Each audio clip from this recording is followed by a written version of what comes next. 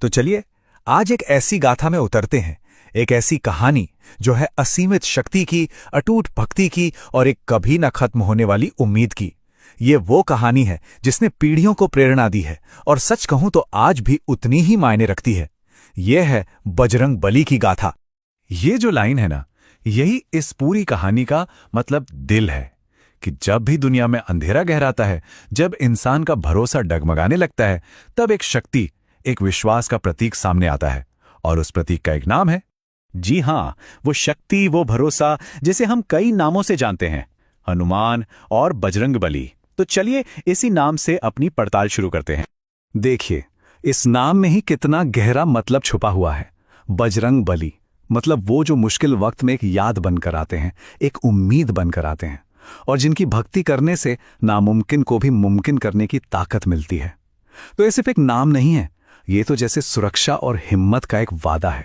अब इस बेहिसाब शक्ति को अगर समझना है तो हमें कहानी की एकदम शुरुआत में जाना होगा, उनके दिव्य जन्म तक और उन पहले पहले इशारों तक जिनसे पता चला कि वो कोई साधारण बालक नहीं है। उनका जन्म ही अपने आप में एक चमत्कार था। ये उनकी मां अंजनी की घोर तपस्या और पवन देव यानी हवा के देवता के आशीर्वाद का नतीजा था और इसीलिए तो उन्हें पवन पुत्र भी कहते हैं, पवन का बेटा। एक ऐसा नाम जो पहले ही बता रहा था कि उनकी शक्ति कितनी अविश्वसनीय होने वाली है। और जानते हैं, दुनिया को उनकी इस ताकत की पहली झलक बचपन में ही मिल गई थी। एक ऐसी घटना जो शुरू तो एक बच्चे की नादानी से हुई, पर उसने पूरे ब्रह्मांड को हिलाकर रख दिया। जरा कल्पना कीजिए, एक छोटा सा बच्चा आसमान में चमकते सूरज को एक लाल फल समझ बैठता है और अगले ही पल उसे खाने के लिए उड़ पड़ता है। उनकी वो उड़ान इतनी ताकतवर थी, इतनी जबरदस्त कि सृष्टि का पूरा संतुलन ही बिगड़ गया। यहां तक कि देवता भी डर गए। इस बेकाबू ताकत को देखकर देवराज इंद्र घबरा गए और उन्होंने अपने वज्र से उन पर प्रहार किया, जिससे वो बालक बेहोश होकर गिर पड़े। अब अपने बेटे को इस हाल में देखकर उनके पिता पवन देव का गुस्सा 7वें आसमान पर पहुंच गया। उन्होंने गुस्से और दुख में पूरी दुनिया की हवा रोक दी। सोचिए, पूरी सृष्टि विनाश के मुहाने पर आ खड़ी हुई। अब पवन देव का गुस्सा शांत करना तो जरूरी था, तो सारे देवता इकट्ठा हुए और उन्होंने बाल हनुमान पर वरदानों की बारिश कर दी। उन्हें अमर होने का वरदान मिला। ये वरदान मिला कि कोई भी हथियार उन्हें चोट नहीं पहुंचा सकता और अपनी मर्जी से कोई भी रूप और आकार लेने की शक्ति भी मिली। मतलब उन्हें एक ऐसी ताकत बना दिया गया जिसे कोई रोक ही नहीं सकता था। लेकिन इतनी बेहिसाब शक्ति का भी क्या फायदा अगर उसका कोई मकसद ना हो। और हनुमान को अपनी जिंदगी का वो मकसद मिला उस सबसे जरूरी पल में, जब वो प्रभु श्री राम की सेवा में आए।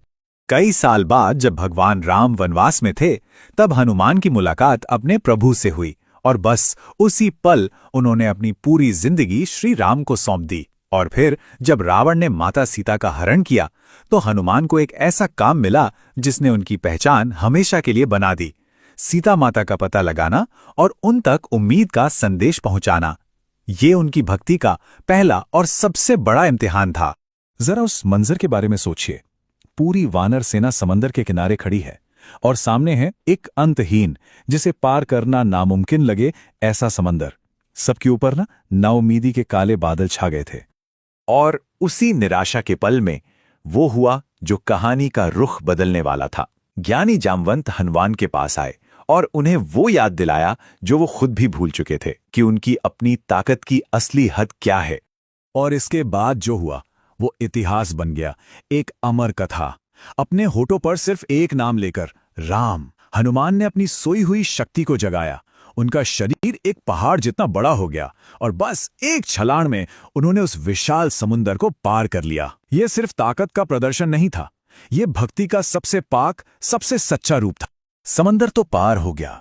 अब हनुमान दुश्मन के गढ़ लंका के बीचों बीच पहुंच चुके थे और यहां उन्हें अपनी असली अग्नि परीक्षा देनी थी, वो भी राक्षस राज रावण के सामने। अपने घमंड में चूर रावण ने एक दूत की बेइज्जती करने की ठानी। उसने हनुमान को छोटा दिखाने के लिए उनकी पूंछ में आग लगाने का हुक्म दिया। उसे क्या पता था कि वो जिसे आग की एक छोटी सी लौ समझ रहा है, वो उसके अपने ही विनाश की चिंगारी बनने वाली थी। और यही देखिए किस्मत का खेल।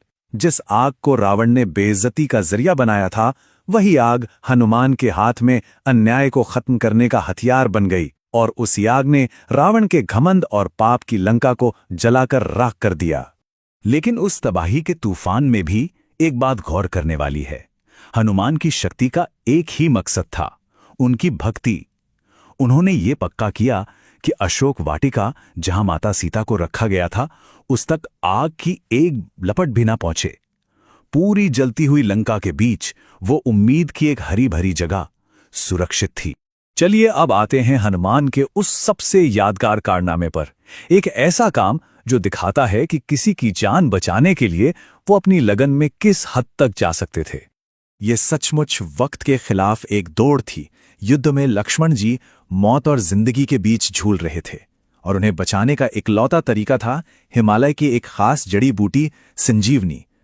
हनुमान जी वहां पहुंचे, लेकिन वो उस बूटी को पहचान नहीं पाए। तो वक्त बर्बाद करने की जगह उन्होंने एक ऐसा फैसला लिया जो कोई सोच भी नहीं सकता।